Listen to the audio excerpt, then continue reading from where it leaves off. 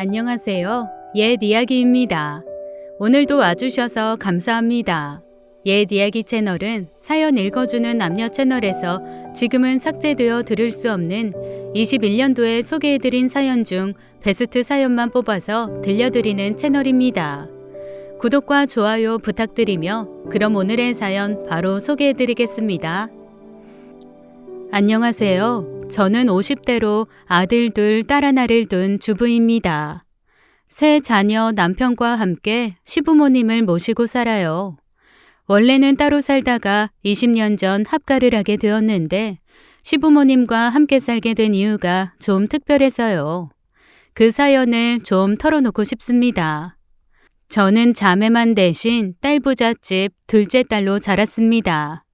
순하고 착한 언니 동생들과는 달리 좀 강단 있는 성격이었어요. 공부는 크게 잘하진 못해도 어려서부터 똑부러진다는 소리를 듣고 자랐죠. 대학도 언니는 우리나라에서 가장 좋은 대학에 갔지만 저는 그보다 훨씬 못한 데 갔어요.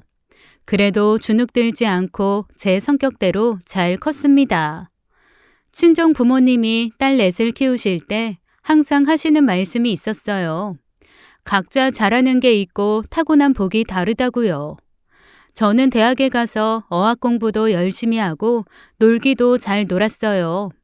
사람 만나는 게 그렇게 재미있더라고요. 그리고 졸업할 무렵에 중소기업 회장님 비서실에 들어가게 되었습니다. 탄탄한 기술력을 자랑하는 알짜배기 회사였어요. 모시게 된 회장님은 남자 중에 남자 호인이었어요. 일단 풍채가 좋고 목소리도 크시고 성격도 시원시원하셨죠. 또 일에 있어선 카리스마 있고 유능하신 분이었습니다. 저는 회장님의 불같은 성격을 빨리 파악했어요. 굼뜨고 느리게 행동하는 걸 제일 싫어하셔서 나름대로 최선을 다했죠. 회사에서의 회장님은 정말 완벽했지만 집에서의 회장님은 정반대였습니다. 회장님은 가정일에는 아예 관심이 없으셨어요. 집에서 걸려오는 전화도 일절 받지 않으셨고 가족이 회사에 오시는 것도 싫어하셨습니다. 집안 경조사도 제가 다 챙겨드렸어요. 한 번은 사모님 생신날 회장님께서 아무 말씀이 없으셔서 제가 댁에 꽃바구니와 선물을 보내드린 적이 있어요. 작년까지는 회장님께서 돈이나 보내라고 하셔서 그렇게 했지만 이번에는 제 판단으로 그렇게 한 거였습니다. 다음 날 회장님이 저를 보시더니 호탕하게 웃으셨어요. 박 대리, 아주 잘했어. 요새 마누라가 단단히 삐져서 골치가 좀 아팠거든. 기분 풀어주는데 꽃만한 게 없더군.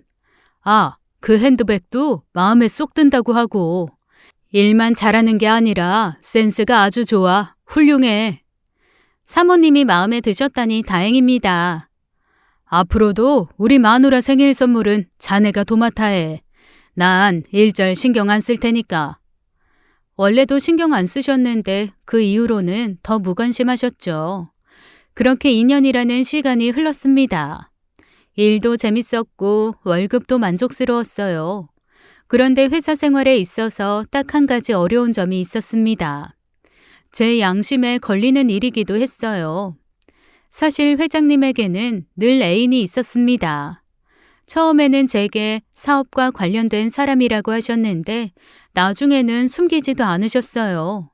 집에서 키우는 수수한 난초 말고 밖에서 키우는 화려한 꽃들도 필요하다면서요.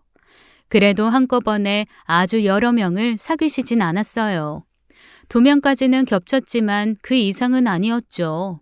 저는 회장님의 핸드폰 가운데 하나를 관리해야 했는데 이건 주로 애인들과 연락하는 용도였어요. 애정 공세가 담긴 문자에 답변도 제가 해야 했고 때에 따라 선물도 사고 레스토랑 골프 여행 예약도 했어요. 이것도 일이다 생각하고 어쩔 수 없이 했지만 간혹 회장님 댁에 가게 되면 사모님 뵙기가 참 민망했죠. 사모님은 늘 곱고 온화하셨어요. 말수도 많지 않으시고 교양이랄까 기품이 넘쳤습니다. 난초 같다는 회장님 말씀이 딱 맞았어요. 음식 솜씨도 참 좋으셨어요. 도우미분들과 김치도 직접 담그셨고 출장 요리사 불러서 할 만한 요리도 팔 걷어붙이고 다 직접 하셨어요. 회장님의 까다로운 식성은 오로지 사모님만 맞출 수 있었습니다. 점심만 밖에서 해결하실 뿐 바쁜 와중에도 아침 저녁은 댁에서 드시려고 할 정도였으니까요. 가끔 저도 회장님 댁에서 밥 먹을 일이 있었는데 그때마다 감탄했죠. 음식들이 다 정갈하고 너무 맛있었거든요. 박 대리, 이거 얼마 전에 담근 김치인데 한 통 가져가요. 제 것도 챙겨주시고 너무 감사합니다.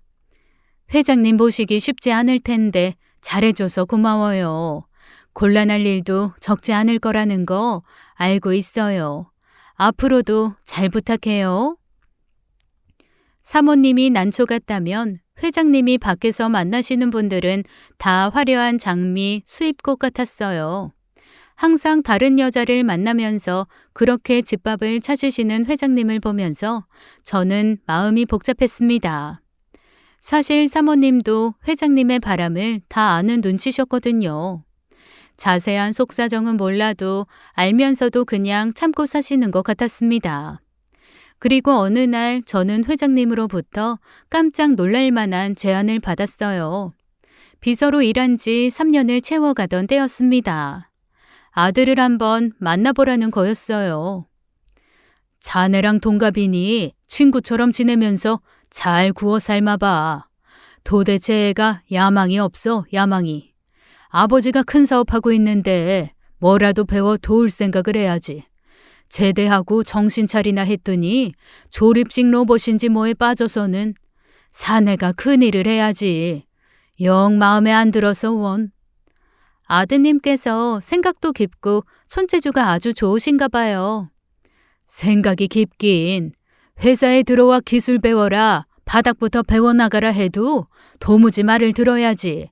이제라도 회사 일을 좀 봐뒀으면 하는데 영 싫어하는 눈치야.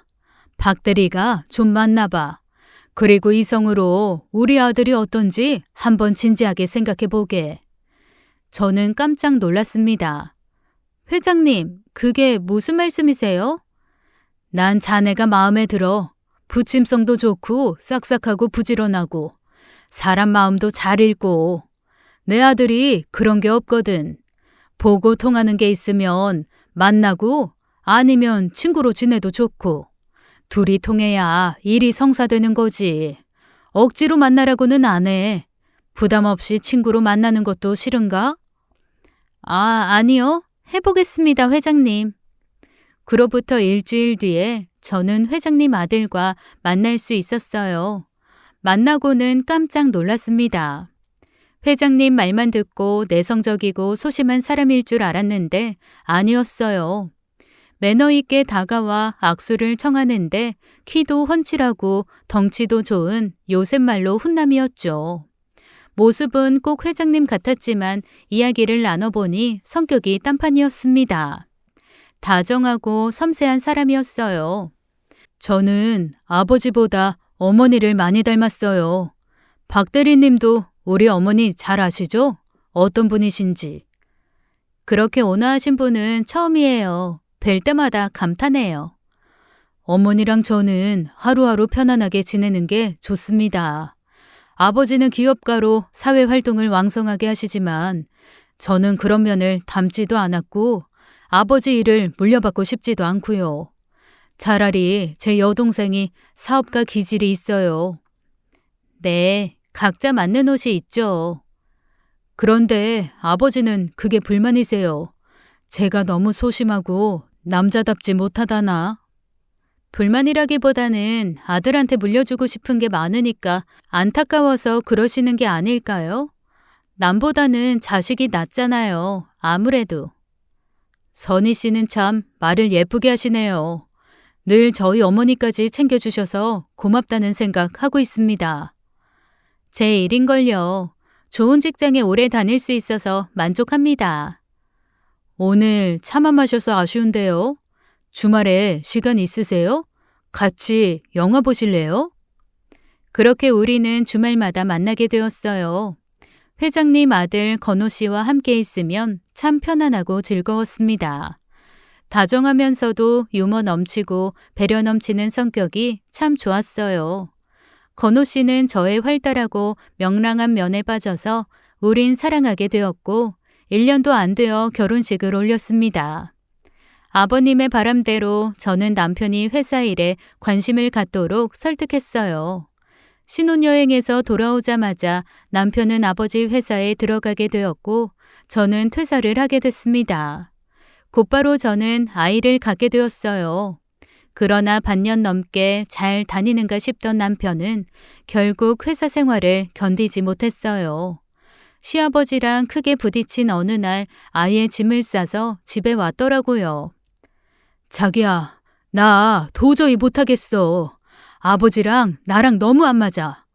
이렇게는 하루도 못 살겠어. 그렇게 힘들어? 하루가 멀다 하고 직원들 앞에서 망신 주고 비교하고 일 배울 시간이나 주시면 몰라. 그저 마음만 급하셔서 역정만 내시잖아. 다 내가 의욕이 없어서 그런 거래. 쓸데없이 나약해서 그렇다시잖아. 여보, 아버님 말씀 가시 빼고 들으면 안 돼?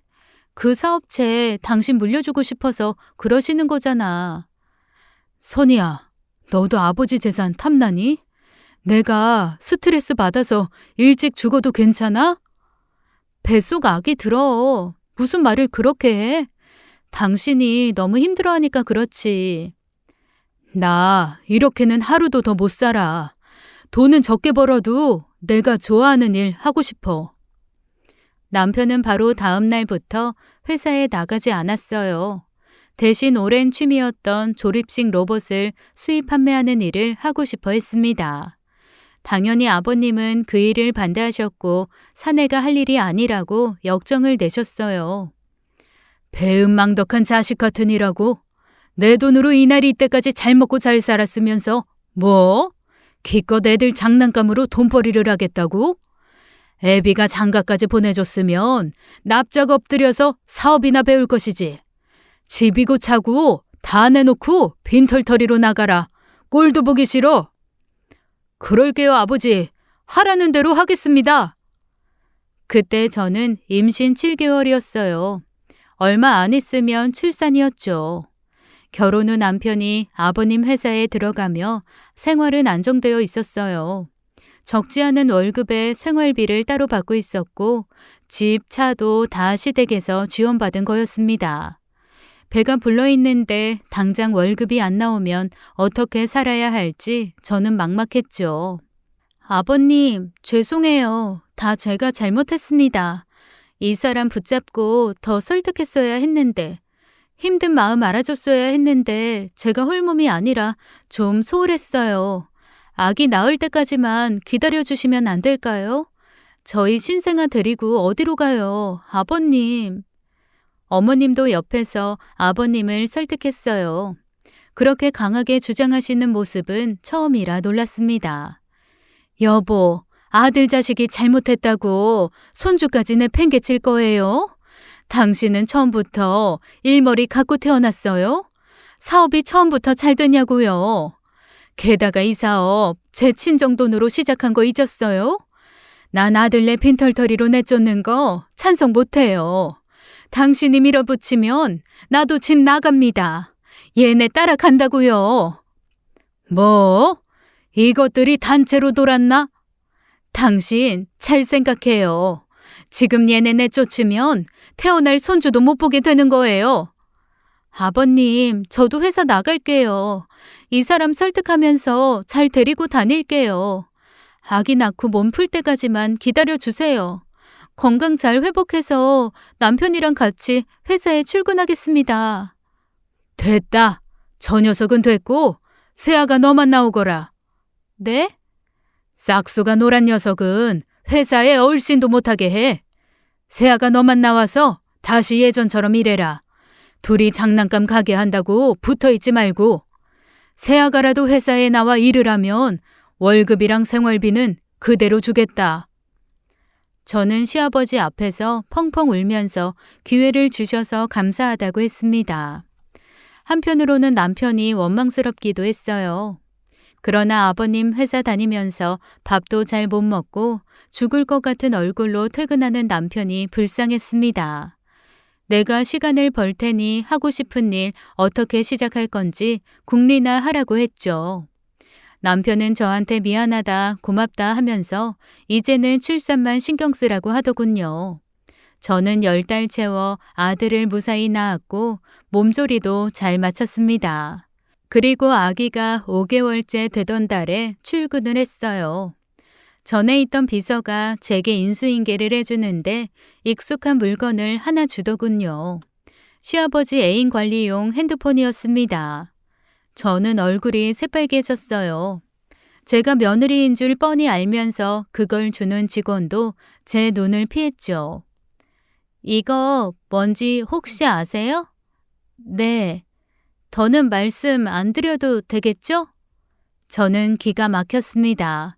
또 이런 일을 해야 한다니요. 결혼 전에는 모시는 회장님이었을 뿐이었지만 지금은 아니잖아요. 엄연히 제 시아버지, 우리 아들의 친할아버지인데 이런 일을 또 해야 한다니. 걱정이 태산 같던 와중에 아버님이 저를 부르셨습니다. 거기 저장돼 있는 번호 연락 다 끊어라. 다 정리하라는 말씀이세요? 전화번호도 이참에 싹 바꿔. 내심 기뻤어요. 아버님이 바깥 여자 관계를 다 정리하시려나 싶었습니다. 그러나 그건 제 희망사항일 뿐이었어요. 아버님은 이런 말하기 그렇지만 정말 뻔뻔하셨죠. 꽃밭도 가끔은 싹 갈아엎어야지. 갈아엎고 다른 씨앗을 뿌리겠다는 이야기였습니다. 만나시는 분들이 싹 바뀌었고 저는 또다시 그분들의 선물을 사러 다녀야 했어요. 전보다 양심의 가책이 심하게 느껴졌죠. 그래서 소심한 복수를 시작했습니다. 아버님 애인의 스카프를 살 때 일부러 어머님 것으로 더 값비싼 물건을 구매했어요. 식당이나 여행지를 예약할 때도 훨씬 더 좋은 곳으로 아기와 남편, 어머님과 함께 갈 곳을 예약했죠. 아버님은 어차피 액수를 확인하지 않으시기 때문에 상관없었습니다. 어느 날 아버님은 애인과 골프 여행을 가시고 우리는 강원도의 멋진 리조트에 갔을 때였어요. 남편이 먼저 잠든 밤에 어머님이 슬쩍 제게 말씀하셨죠. 윤호애미야, 애쓰지 마라. 네? 무슨 말씀이세요, 어머니? 나 바깥 양반 그러는 거 다 포기하고 산다. 그러니까 허튼 돈 쓰지 말라고. 어머니, 죄송해요. 정말 죄송해요. 네가 뭐가 죄송해. 어른으로서 내가 부끄럽지. 저 사람은 저 사람 인생, 나는 내 인생. 그렇게 살고 있는 거야 지금. 바깥에선 여자 만나고 다니면서 꼭 집밥만 찾는 거 보면 기가 차고 언제까지 저러려나 싶지만 이혼이고 뭐고 그런 것도 귀찮고 사실 여행도 그렇게 반갑지 않아. 우리 윤호 보면서 집에 있는 게 제일 좋다. 며느리한테 시어머니가 할 얘기는 아니지만 내 마음은 그렇다. 어머니, 정말 이혼 생각은 없으세요? 저는 두 분 이혼하길 바라는 게 아니라 너무 화가 나서 그래요. 그리고 너무 죄송하고요. 한 번은 크게 골탕 먹이고 싶다는 생각도 들지만 그거라고 쉽겠니? 내가 죽어야 정신 차리지 싶어. 평생 내가 해준 밥만 먹었는데 그 밥 못 먹으면 정신 차리지 않겠나 싶기도 하고. 그때 방에 재워둔 아들이 울기 시작했어요. 저보다 어머니가 먼저 아들 윤호에게 가시더라고요. 우는 아기를 안아 올리며 어머니가 말씀하셨습니다. 얼른 가서 자. 늦었다. 윤호는 내가 볼게. 신경 쓰지 말고 늦게까지 푹 자. 회사 다니느라 얼마나 힘들어. 저는 눈물이 핑 돌았어요. 저렇게 착하신 어머니를 배반하는 행동은 더 못하겠다는 생각이 들었죠. 그래서 몰래 계획을 세웠습니다. 그때 아버님은 말하기도 부끄럽지만 술집에 다니는 대학생과 이혼녀를 동시에 만나고 있었어요. 저는 그 두 사람과 아버님인 것처럼 문자를 주고받고 집으로 선물도 여러 번 보냈기 때문에 사정을 잘 알고 있었습니다. 술집 다니는 대학생은 지방에 집이 있었어요. 교직에 계신 부모님은 법대생인 딸이 학교에서 착실히 공부하고 있는 줄만 알았고요. 이혼녀는 대형 학원 원장으로 어린 딸과 둘이 살고 있었습니다. 사실 그녀는 아버님 친구분과도 연인 사이였어요. 한마디로 양다리였던 거죠. 이건 아버님은 모르고 저만 알고 있었고요. 저는 아버님인 것처럼 연락해 술집 다니는 대학생을 근사한 레스토랑에 불러냈어요. 옷을 과감하게 입고 오라고 하고요. 그리고 지방에 계신 교사 부모님에게 딸이 연락한 것처럼 해서 같은 식당에 1시간 빨리 오시게 했습니다. 예약된 테이블에는 노란 서류 봉투를 하나 두었어요. 거기에는 딸이 술집에서 일하는 사진, 모텔에 들락거리는 사진이 들어있었습니다. 먼저 레스토랑에 도착한 부모님은 딸의 실상을 알고 기절할 듯 놀랐고 곧 도착한 딸의 모습에 또 한 번 놀라셨어요. 성실하고 착한 줄만 알았던 딸이 진한 화장에 몸에 딱 붙는 짧은 치마를 입고 나타난 거였어요. 저는 그 대학생에게 문자를 날렸습니다. 물론 아버님인 것처럼 해서요. 나이 먹고 보니 그동안의 삶이 후회된다. 아내에게 너무 미안해. 앞으로는 속죄하는 마음으로 살아가기로 했다면서 너도 이제 유흥가에 있지 말고 새 삶을 살아가라는 점잖은 문자였죠.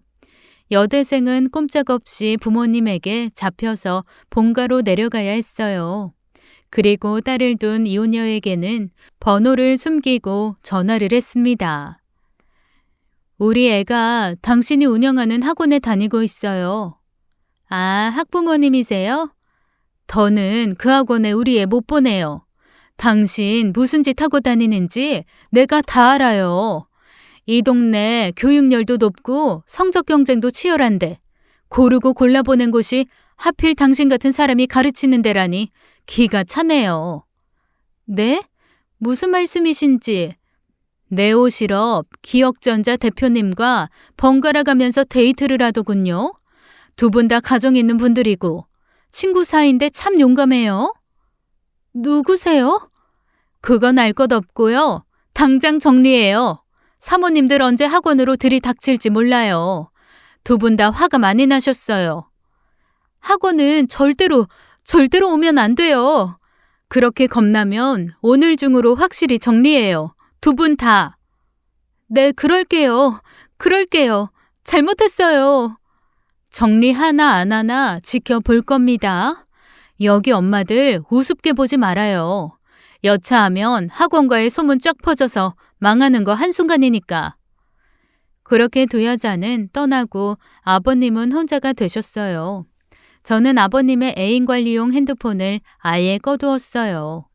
그때 시어머니는 일주일 예정으로 여행을 떠나셨고요. 우연은 아니었고 어머니와 제가 손을 잡은 거였습니다. 시어머니도 한 번은 시아버지에게 복수하고 싶다고 하셨거든요. 여태 참고 다 포기하고 살아왔지만 한 번은 혼쭐을 내고 싶다는 게 어머니 속마음이었으니까요. 어머님이 안 계신 집에서 저는 음식들을 싹 치웠습니다. 저희 집에 어머님이 만드신 김치, 밑반찬, 된장, 고추장들을 싹 갖다 놓았어요. 저녁을 드시러 집에 가신 아버님은 노발대발 화를 내시면서 저한테 전화를 거셨습니다. 네 시애미 어디 갔냐? 아버님, 무슨 일이세요? 어떻게 된 게 집에 먹을 게 하나도 없어? 집에 아무도 없고 이 사람은 연락도 안 되고. 어머님, 여행 가셨어요, 아버님. 뭐? 어떻게 말씀을 드려야 할지. 어머님 일주일 동안 여행 가시면서 황혼 이혼에 대해 생각해 보겠다고 하셨어요. 도우미 분들도 다 휴가 보내주셨고요. 뭔 이혼? 황혼 뭐? 네, 아버님, 황혼 이혼이요. 저도 어머님 말릴 수가 없었어요. 아시잖아요. 저도 어머님께 그렇게 떳떳하지 못해서 어머님만 생각하면 제 마음도 너무 아파요. 저는 울먹였습니다. 그러자 아버님은 듣기 싫다고 하시며 서둘러 전화를 끊으셨어요. 저는 다시 전화를 걸어 제가 가서 저녁을 차려드리겠다고 했지만 아버님은 됐다고 하셨죠. 다음 날 회사에서 뵌 아버님은 평소와 다르게 조금 예민하다고 해야 할까요? 저녁과 아침을 유명 한식당에서 드시고 오셨는데 표정은 그리 좋지 못하셨어요. 아니, 김치를 왜 그렇게 달고 짜게 하는 거야? 어쩌다 한번 먹을 때는 몰랐는데 영 안 되겠네. 다신 안 가. 네 어머니랑 연락은 해봤냐? 너랑도 연락이 안 돼? 네, 제 전화도 안 받으세요.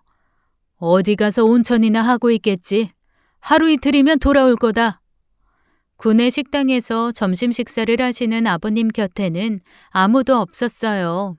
아버님은 내내 기분이 좋지 않으셨고 툭하면 역정을 내셨습니다. 그리고 어쩐 일인지 친구분들과 약속도 잡지 않으셨어요. 단골 술집에도 가지 않으시는 눈치였죠. 그날 저녁에는 제가 아버님 저녁을 차려드렸는데 입에 안 맞다고 몇 숟갈 못 드셨습니다. 너희 집에도 이 사람이 담근 김치랑 반찬 없어? 네, 아버님. 저희도 똑 떨어졌어요. 저희 친정엄마가 담근 김치 입에 안 맞으시죠? 어떡하죠, 아버님? 그때 남편이 끼어들었어요. 어머니가 만든 음식 아니면 잘 드시지도 못하면서 그동안 왜 그러셨어요? 좀 아껴주시지. 제가 봐도 아버지 너무 심하셨어요. 여보, 왜 그래? 아버님 심기 불편하신데. 시아버지는 숟가락을 탁 놓고 들어가셨어요. 다음 날 회사에서 일하고 있는데 아버님 차 기사분이 제게 물으셨어요. 사모님이 말도 없이 여행을 가신 게 사실이에요?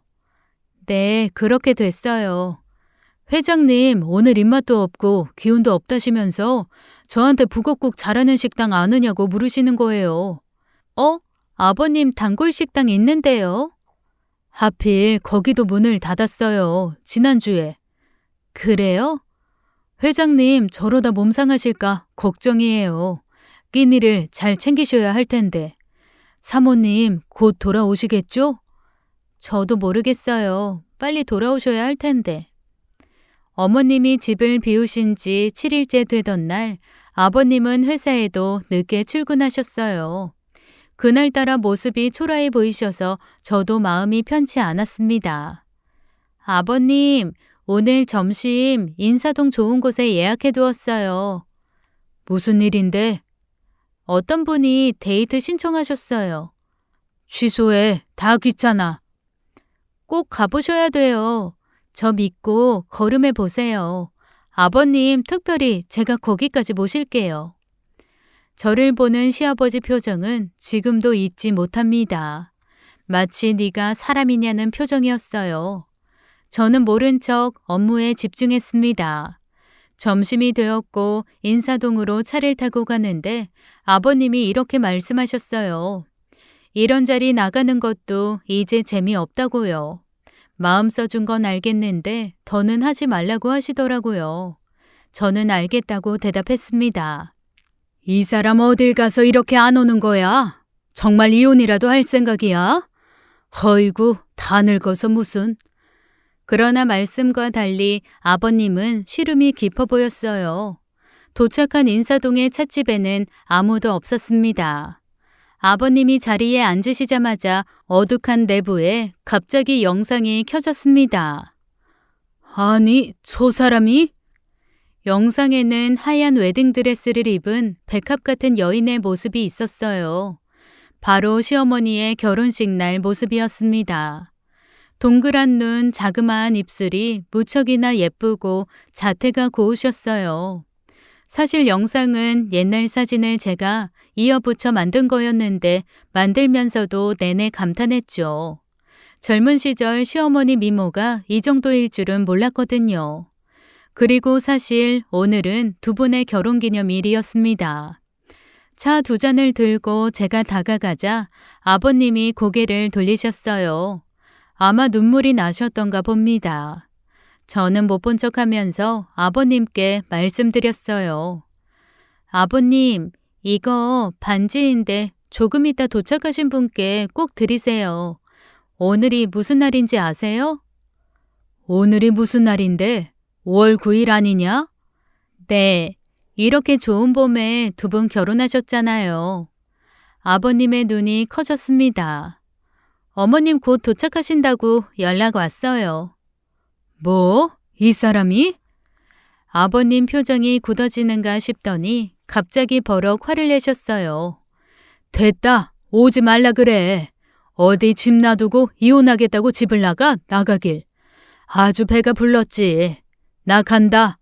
집에서 보면 됐지. 뭐하러 이런 데서 만나? 나 화 많이 났다고 전해라. 집에 꼼짝 말고 있으라고. 아버님, 절 봐서라도 여기 계셔 주세요. 네? 저 더 이상 아버님의 바깥분들 심부름하고 싶지 않아요. 어머님도 제가 겨우 설득해서 오시게 된 거예요. 막 역정을 내시던 아버님은 조금 놀라신 눈치였어요. 때마침 제게 전화가 걸려왔습니다. 여보세요? 네? 뭐라고요? 어머님이요? 그게 사실이에요? 저는 자리에 털썩 주저앉았습니다. 왜? 무슨 일이냐? 그 사람한테 무슨 일 생긴 거야? 아버님, 어머님이요. 저는 아버님에게 비극적인 소식을 전해야 했어요. 어머님이 세상을 달리하셨다는 이야기를요. 이 상황을 믿지 못하겠다는 듯 멍하니 천장만 바라보던 아버님은 결국 견디지 못하고 오열하셨어요. 찻집이 떠나가라 아버님이 우시는데 그때 누가 들어오는 인기척이 느껴졌어요. 그리고 바닥에 엎드려 우는 아버님을 누가 일으켜 세웠습니다. 아버님은 그분을 보시고는 귀신을 본 듯 놀라셨어요. 아니 이게 누구야? 당신 날 데리러 왔소? 저승에 같이 가자고 데리러 온 거야? 같이 죽자고? 억울해서 혼자 못 죽겠어? 시아버지를 일으키신 분은 바로 시어머니셨습니다. 내가 죽긴 왜 죽어요. 이렇게 멀쩡히 살아있는데. 세상 달리했다는 말을 고지고대로 들었어요? 좋은 세상 구경 잘하고 왔죠. 이번 여행지 참 좋습디다. 풍경도 좋고 물도 좋고. 뭐? 그게 무슨 말이야? 멀쩡히 살아있다고요. 당신 마누라 박미순, 봐요. 내 심장 이렇게 뛰고 있잖아요. 시아버지는 넋을 잃고 시어머니를 바라보셨어요. 그러더니 갑자기 벌떡 일어나셔서 불같이 화를 냈습니다. 이걸 지금 둘이 장난이라고 치고 있어? 나 골탕 먹으라고 아주 짜고 치는 거였구만. 두 사람 다 나 심장 안 좋은 거 몰라? 아이고 혈압 올라. 그리고 저는 당황했어요. 시아버지가 손으로 뒷목을 잡으시면서 비틀거리셨거든요. 그러나 시어머니는 눈 하나 깜짝 안 하셨어요. 아니 아까는 잘못했다고 울고불고 하던 사람이 왜 이래요? 당신 이게 본심이지? 속마음이 그거 아니냔 말이야. 아예 속 시원히 말하지 그래. 꼴 보기 싫은 영감 빨리 죽었으면 좋겠다고. 내가 충격받아 뒤로 넘어가도 냉정할 여자야 당신은. 그래서 지금 당신 뒤로 넘어갔어요? 멀쩡히 말만 잘하고 있잖아요. 사람이 그렇게나 오래 잘못을 했으면 이럴 때 진심으로 사과도 할 줄 알아야지. 어쩌면 그렇게 잘났어요? 정말 죽어서야 철들 거예요? 며느리 보기 창피하지도 않아요? 내가 뭘 그렇게 잘못했어? 남자가 바깥 일하다 보면 그럴 수 있지. 내 덕에 잘 먹고 잘 살았으면 됐잖아. 뭘 더 바래? 어디 또 한번 집 나가봐. 그땐 정말 도장 찍어. 윤호애미, 너도 이제 더 이상 회사에 나오지 말아라. 꼴도 보기 싫다. 시아버지는 그렇게 독한 말을 뱉으시고는 찻집을 나가셨어요. 어머님은 화가 나셔서 얼굴이 빨개지셨는데 저는 다리에 힘이 풀려 의자에 주저앉고 말았습니다. 그리고 어머님께 죄송하다고 했어요. 계획이 완전히 틀어진 것 같다고 제 생각이 짧았다고요. 그러나 어머니는 괜찮다고 하셨어요. 사람 쉽게 안 변한다고, 더구나 나쁜 버릇은 고치기 힘들다고요. 손바닥 뒤집듯 사람이 쉽게 바뀌겠니? 지금은 자존심도 좀 상할 거다. 그래도 이렇게라도 골탕 먹이니 속이 좀 낫네. 그렇지만 아이고 정말 내가 너 보기 부끄럽다. 어쩌면 저렇게 뻔뻔하냐 사람이. 아버님 말씀은 저렇게 하셔도 고생하셨어요. 어머니 안 계시는 동안. 그래? 아버님 얼굴 보셨죠? 반쪽이 되셨잖아요. 그동안 거의 못 드셨어요. 바깥 음식 물리고 입에 안 맞으신다고요. 어머님 빈자리 허전해 하시고 통 기운도 못 내시더라고요. 하기사, 네 시아버지 입맛이 보통 까다롭니? 식당 밥도 하루 이틀이지. 영 입에 안 맞을 거다. 그러면 사람 귀한 줄을 알아야지. 저렇게 큰 소리를 쳐? 아이고, 사람 안 변한다 안 변해. 시어머니와 저는 나란히 찻집을 나와 집으로 돌아갔습니다. 우리 집에 두었던 시어머니 김치와 반찬, 된장, 고추장들도 다 시댁에 돌려보냈어요. 낮에 있었던 일을 남편에게 이야기해주니 남편도 아버님이 이젠 정말 달라졌으면 좋겠다고 했습니다. 제게 힘들었겠다며 신경도 써주고요. 그러나 저는 기대가 거의 없었습니다. 어머님의 사람 쉽게 안 변한다는 말이 잊혀지지 않았거든요. 다음 날 저는 평소대로 출근했어요. 그러나 아버님은 편찮으시다며 회사를 하루 쉬셨고 다음 날 회사에 출근하셨죠.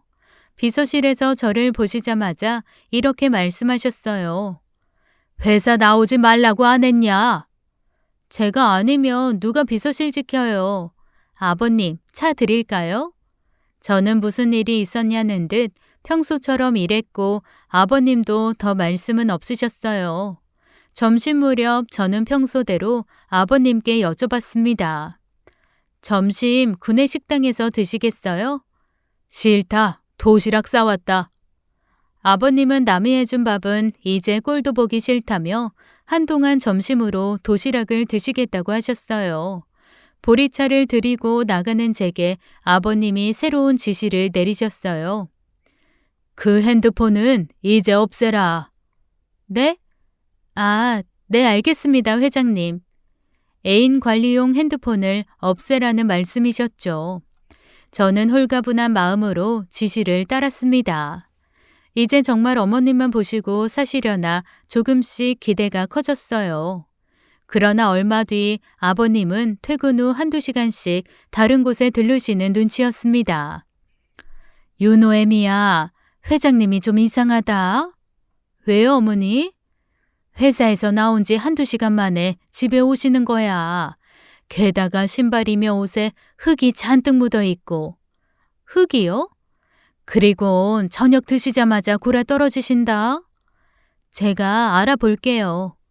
최근에는 골프 연습, 술 약속도 거의 안 잡으시는 걸로 알고 있었는데 아버님이 뭘 하시는지 저도 궁금했어요. 그러나 입단속을 시키셨는지 아버님 차를 모는 기사분은 아무것도 모른다며 딱 잡아 떼더군요. 그래서 퇴근하시는 아버님께 슬쩍 여쭤봤습니다. 아버님, 곧바로 부암동으로 가시는 거죠? 안 간다. 정성 들여 가꿀 게 있어. 매일 들여다봐야 하거든. 나 이만 간다. 저는 심장이 덜컹 내려앉았어요. 정성 들여 가꾸고 매일 들여다봐야 한다니. 젊은 새 애인이라도 생긴 건가 하는 생각에 다시 모든 게 원점으로 되돌아가는 건가 싶어 마음이 너무 안 좋았어요. 불안하기도 하고 궁금하기도 해서 하루는 제 차로 퇴근하는 아버님을 따라잡았습니다. 차는 서울 외곽 골프장 근처에 동산에 다다랐어요. 그곳에 별장이라도 있나 싶어 저는 떨리는 마음으로 멀리서 아버님을 지켜보았습니다. 아버님은 하우스와 꽃밭이 있는 곳 구석에 있는 컨테이너로 들어가셨어요. 아버님이 설마... 행여 그런 곳에 살림집을 차렸나 싶어 저는 얼굴이 빨개졌는데 웬걸요? 아버님은 편한 옷으로 갈아입고 나오신 후 허리를 굽히고 자라난 식물들을 하나하나 돌보시는 겁니다. 그곳은 야생화를 키우는 꽃밭이었어요. 말 그대로 꽃밭을 정성 들여 가꾸시는 거였습니다. 그런 아버님의 모습이 그렇게 낯설 수가 없었어요. 밭 한쪽에는 튤립도 한 무더기 피어 있고 꽃을 좀 꺾으시는 것 같더라고요. 저는 들키지 않으려고 노력하며 밭을 돌아 나왔습니다. 늦은 밤 시어머니에게서 문자가 왔어요. 아버님께서 어머님이 좋아하시는 튤립을 한아름 선물해 주셨다며 이게 무슨 일이냐는 연락이었습니다. 그리고 여름이 오기 전 아버님은 가족 모두를 그 밭으로 데리고 가셨어요. 야생화를 돌보시던 취미는 난초 분재로 옮겨져 집이 온통 식물로 가득 찼습니다. 시간이 좀 흐르니 아버님이 변하는 게 눈에 보였어요. 예전에 아버님처럼 바람을 피우는 친구분들에게는 그렇게 살지 말라며 끈질기게 충고도 하시고요. 안팎에서 우리 시아버지가 달라졌다는 이야기가 들려왔습니다. 1년이 지난 어느 주말 시부모님은 저희 내외를 부르셨어요. 시아버지께서 뜻밖의 말을 꺼내셨습니다. 새 집으로 이사를 하시겠다면서 저희 보고 함께 사는 게 어떻겠냐는 거였어요. 시어머니께서는 싫으면 거절해도 된다고 하셨습니다. 하지만 시아버지는 꼭 저희가 들어와 살았으면 좋겠다고 하시더군요. 남은 생을 좀 다르게 살아보고 싶다고요. 그리고 아들이자 저의 남편인 건우 씨에게도 먼저 손을 내미셨어요. 네가 뭐라든 응원하겠다는 말씀이 이어졌습니다. 저희는 그렇게 가족애를 나누며 함께 살게 되었어요. 그 집이 터가 좋은지 저는 줄줄이 둘째, 셋째도 낳았습니다. 아이들이 시어머니가 해주신 음식으로 참 건강하게 자랐어요. 저도 시어머니표 된장, 고추장, 김치 비법을 배워서 비슷하게도 흉내낼 수 있게 되었습니다. 남편은 조립식 로봇 사업을 하다가 접착제 기술을 연구해 특허를 내고 연구소를 운영하고 있어요. 여전히 제겐 다정하고 한결같은 남편입니다. 시부모님 모시고 바쁘게 산 세월이 돌아보니 참 빨리도 지나간 것 같네요. 아껴주시는 시아버지, 시어머니와 함께 저도 이렇게 나이가 들어갑니다. 제가 시부모님과 같이 살게 된 사연 어떻게 들으셨나요? 여기까지가 제 이야기입니다. 여러분 모두 행복하세요. 감사합니다. 지금까지 옛 이야기였습니다. 끝까지 함께 해주신 여러분 감사드리며 저희는 다음 사연으로 돌아올게요. 감사합니다.